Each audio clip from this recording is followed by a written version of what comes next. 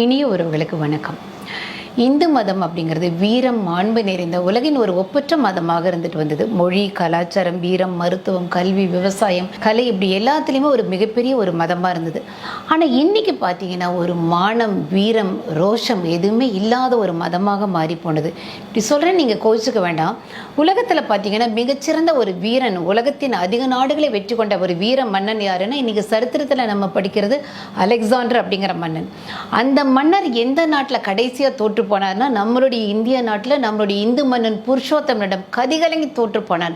இந்த சரித்திரம் நம்மளுடைய இந்து மக்களுக்கு தெரியுமா அப்படிங்கிறது எனக்கு தெரியல. ஏன் ஒரு இறை வழிபாடு அப்படின்னு பார்த்தீங்கன்னா மற்றவர்களை போல ஒரு சுலபமாக போய் ஒரு இறைவனை பிரார்த்தனை பண்ணிட்டு ஷூவை போட்டுட்டு ஆலயத்துக்குள்ள போட்டு ஒரு பிரார்த்தனை பண்ற மாதிரிலாம் பண்ணல. முறையா சாணமிட்டு கோலமிட்டு தீ வளர்த்து ஹோமங்கள் வளர்த்து 100 மூலிகைகளை உள்ள போட்டு வாசனை திரவியங்கள் மலரை போட்டு மந்திரங்கள் சொல்லி மிகச்சிறந்த முறையில் மிக சக்தி வாய்ந்த இறைவனை வழிபட்டு நேருக்கு நேர் இறை சக்தியை மிக அதிகமாக வாங்கி கொண்டவர்களாக ஒரு இந்து சித்தர்கள் இருந்தாங்க. அதனாலதான் நம்மளுடைய இந்திய சித்தர்கள் உலகத்திலே மிக அதிகமாக உயிர் வாழ்ந்தாங்க. 2000 வருஷங்கள் 2-3 யுகங்கள் உயிர் வாழ்ந்தாங்க.